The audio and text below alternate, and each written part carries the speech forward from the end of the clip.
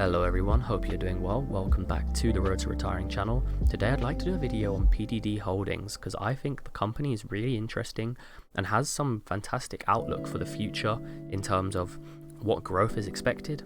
And I thought it'd be good to go over what my fair value to get into this stock is now and what the future price of this stock could be. So get started with that. I'd like to just introduce you to what PDD Holdings is. So who are they? Well, they're a multinational commerce group that own and operate a portfolio of businesses, including Pinduoduo, a social commerce platform in China, agriculture as one of its pillars, and Temu, an e-commerce marketplace in North America. They do have that diversification and exposure to both the North American markets and the Chinese markets, which I think is quite cool with PDD Holdings. And they aim to bring more businesses and people into the digital economy so that local communities and small businesses can benefit from the increased productivity and new opportunities. So about Pinduoduo, this is an agriculture platform which has expanded to a leading social commerce player serving 900 million users. They have an absolutely massive user base, which I think gives them a big competitive advantage over some of their potential competitors that they'll have. And as a company rooted in agriculture, they've worked with more than 16 million farmers and their communities to take part in and benefit from the fast-growing digital economy. So as you can see, just massive numbers there in terms of the amount of farmers, amount of users, giving them a nice strong moat. And for Temu, well, this is an online marketplace that connects consumers with millions of sellers, manufacturers and brands around the world with the mission to empower them to live their best lives. It's committed to offering the most affordable quality products to enable consumers and sellers to fulfill their dreams in an inclusive environment. And this was founded in Boston, Massachusetts in 2022. But this Temu brand of the business is a lot more recent, as you can see, only in 2022. But they do have that exposure to both the North American market and the Chinese market by having both of these. And just to show you a little bit about the company profile, you can see that they have $14.7 billion in revenue. So they are generating a lot of money already. They're not by any means a small company, and 2.2 billion of non-GAAP net income with a 4.6 billion of net cash generated. And in that time, they handled 61 billion orders from 11 million plus suppliers in 2021. So just, you can see that the size of the company is really, really large, and they should hopefully be able to keep that competitive advantage as they have that brand and loyalty already. So going into why I like this stock so much, I want to show you a little bit about the graphs. So if we go into the financials, the things that I like to look at are I want to see earnings consistently growing and I want to see revenue consistently growing. And if we look at this, they've just become profitable in 2021. They were in the negatives in 2018 up to becoming profitable in 2021. And now you can see the forward outlook from 2022, which is being reported on next week. And I might revisit this and do another video if there are any surprises that come up. But you can see quarterly 2022, they started to earn a lot more with a lot more revenue earnings coming in, and the expected earnings for quarter 4 is $1.24, which will take the annual to around $3.83. So really high earnings growth there from 2021, from $1.50 up to around $3.83. And you can see that growth is expected to continue at a really nice rate all the way up to $7.12 earnings per share in 2025. Now, if we look at revenue, this is equally as impressive. You can see 2018 to 2021 was fantastic growth from 1.91 billion in revenue up to 14.79 billion. And this is expected to continue all the way up to 35.85 billion in 2025. So this is exactly what we want to see from a company. We want to see good rates of growing revenue.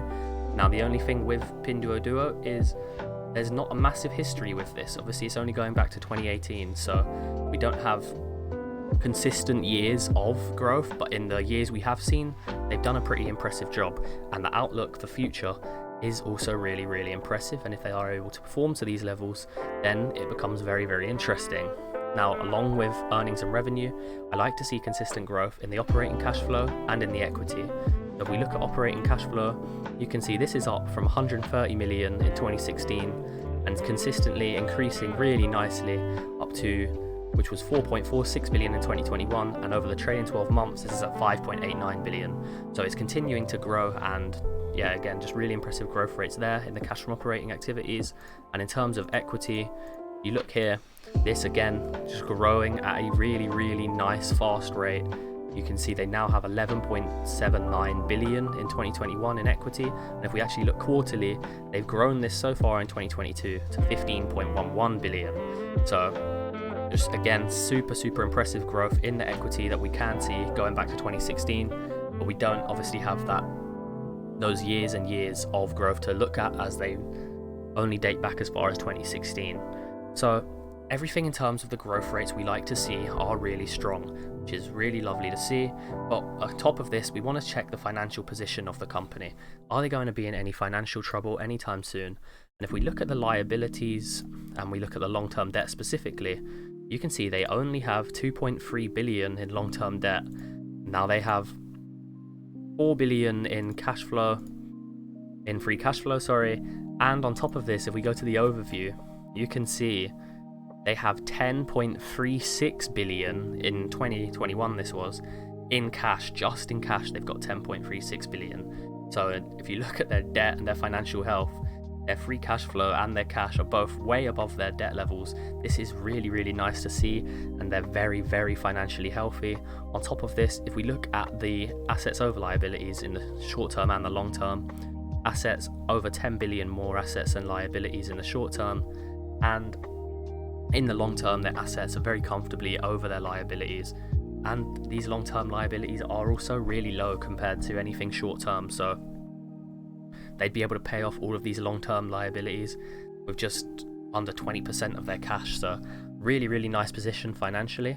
And on top of this, you can see that their profit margins are also growing really well. This orange line here, you can see this is at a far minus, as they weren't profitable in 2018, but in 2019, 2020, this profit margin got slightly better, and then in 2021 it became profitable at 8%.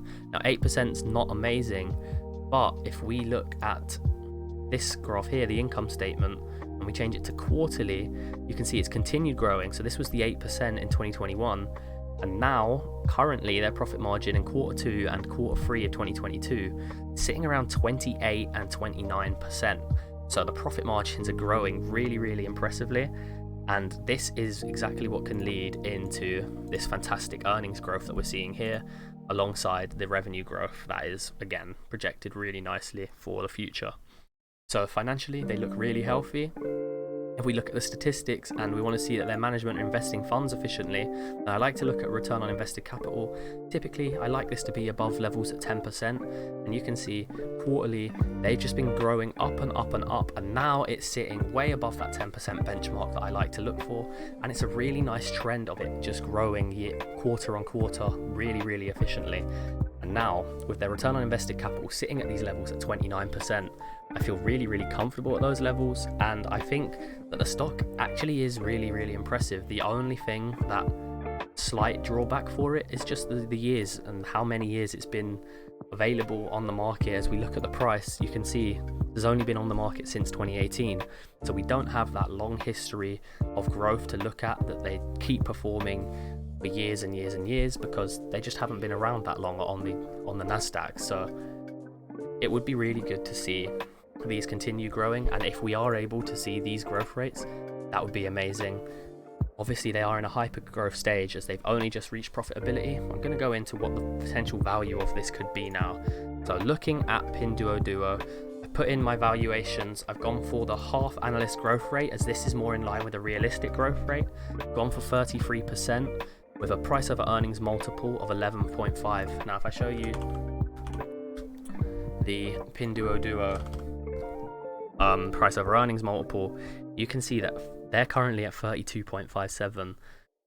This is for non-GAAP, sorry, they're at 25.17 with the sector median at 11.24. Now I feel a lot more comfortable at those sector median levels.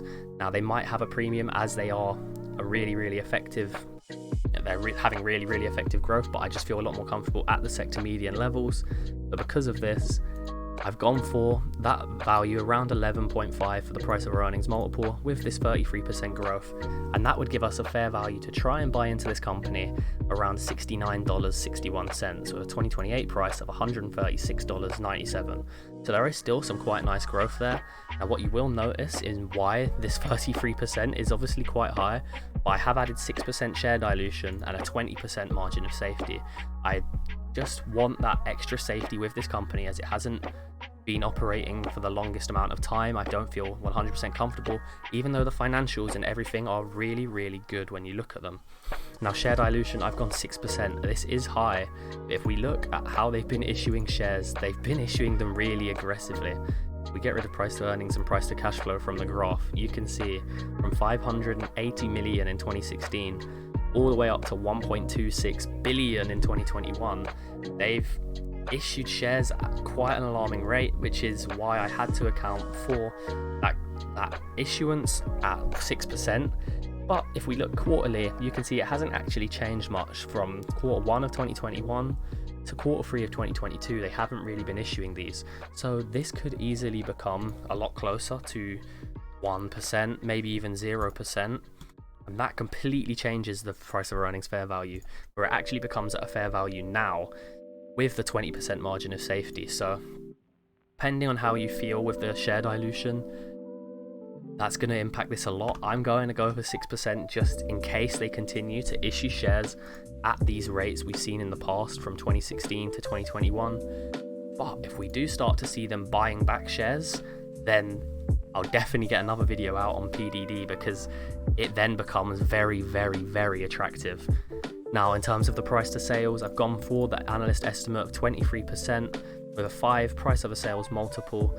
Now, these are levels which PDD has tended to trade at. If we look at PDD here, revenue, price ratios, price over sales, you can see that it did have a big spike around September, March, about between September and March, but it's come back down, and now it's at these levels around 5, jumping up to 7, but I feel more comfortable at these levels where it's traded at in the past, because I can easily see it going back there, and you can see again it was at 5 in 2018 and 2019. So with PDD, I feel comfortable at a level 5 for the price to sales multiple. I put in the analyst estimate for revenue growth, and that gives a fair value of $80.44 with $158 2028 price. And for the cash flow, put this growth in line with the net income growth and a multiple in line somewhat with the sector median, as I expect this to fall back down, and that gives us a fair value of $75.80 for Pinduoduo based on the price over operating cash flow fair value. And taking all of these into account, putting them all together with these rates, gives us an average fair value price of around $75.28 where we'd be looking to buy, which isn't massively far away. It would be an 18% drop from where the price currently sits, but that average 2028 price would be a 10% return from where we are right now. Just because of that 20% margin of safety, this is causing the value to be a little bit, we're going to want a slightly larger return on our investment to get into this, because we don't have that historic growth in terms of being a company that's been around for years and years and years.